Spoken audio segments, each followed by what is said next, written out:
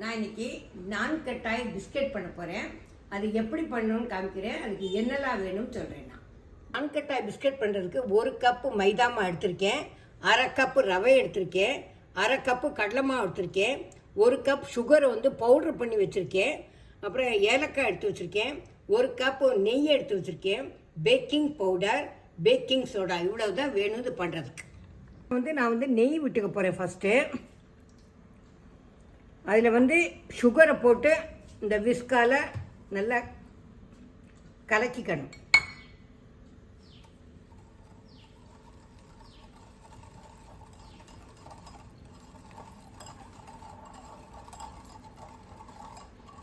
இதை விஸ்காலையும் கலக்கலாம், இல்லைன்னா எலக்ட்ரிக்கல் இது இருக்குது, அதை வச்சு கூட நம்ம நல்லா பீட் பண்ணலாம்.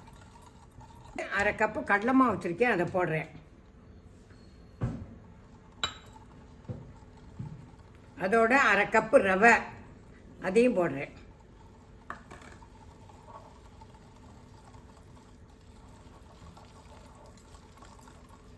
கொஞ்சம் ஏலக்காய் வச்சுருக்கேன், அதை போடுறேன்.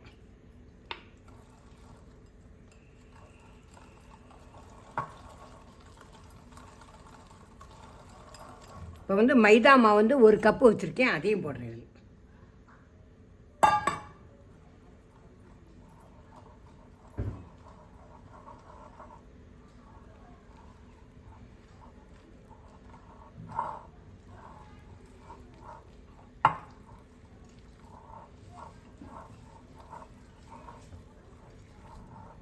துளி இதில் பேக்கிங் சோடா, பேக்கிங் பவுடர் போடணும்.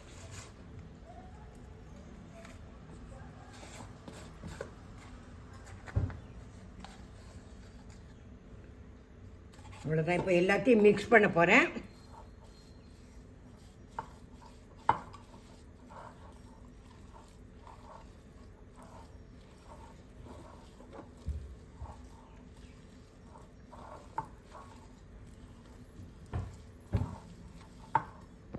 நான் இப்போ அடுப்பில் ஒரு கடாய் வச்சுருக்கேன்.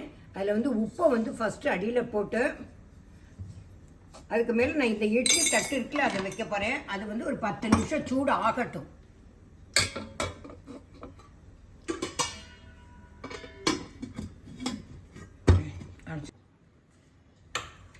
இந்த கடாயில் நல்லா உப்பு கொஞ்சம் இதாகிட்டோம் நல்லா. இப்போ நான் இந்த நான் கட்டாயை பிஸ்கட் மாதிரி பண்ணி ஒன்று ஒன்றா வைக்க போகிறேன். நான்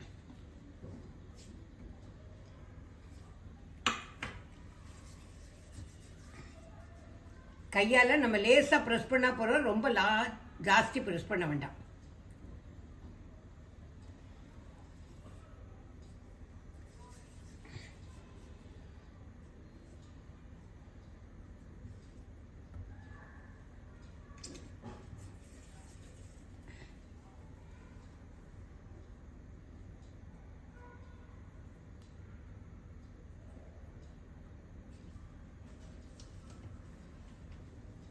இதில் டெக்கரேஷனுக்காக கொஞ்சோண்டு பிஸ்தா போட்டிருக்கேன்.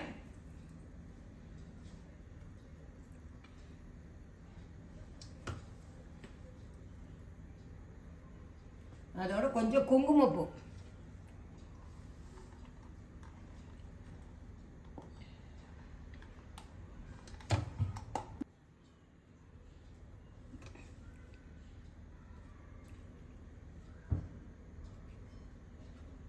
இப்போ ஒரு 10-15 நிமிஷம் நல்லா வேகட்டும். இந்த நான் கட்டாய் மைக்ரோவேவ் அவன்லேயே வைக்கலாம். 170 டிகிரி இருக்குது, 10 மினிட்ஸு. அவ்வளோதான். நான் இப்போ வச்சுருக்கேன். இப்போ 5 நிமிஷம், இன்னொரு 5 நிமிஷம் வச்சு நான் அதுக்கப்புறம் தான் எடுக்க முடியாத. நான் கட்டாய் பிஸ்கட் ரெடி ஆகிடுச்சோ, ரொம்ப நல்லா வந்திருக்கு. இதை மைக்ரோவேவ் அவன்லேயும் பண்ணலாம். நான் மைக்ரோவேவ் அவனில் வச்சுருக்கேன், அது கொஞ்சம் டைம் ஆகும். இதை பண்ணி பார்த்துட்டு எப்படி இருக்குங்கிறதுக்கு லைக் பண்ணுங்க, ஷேர் பண்ணுங்க, சப்ஸ்கிரைப் பண்ணுங்க.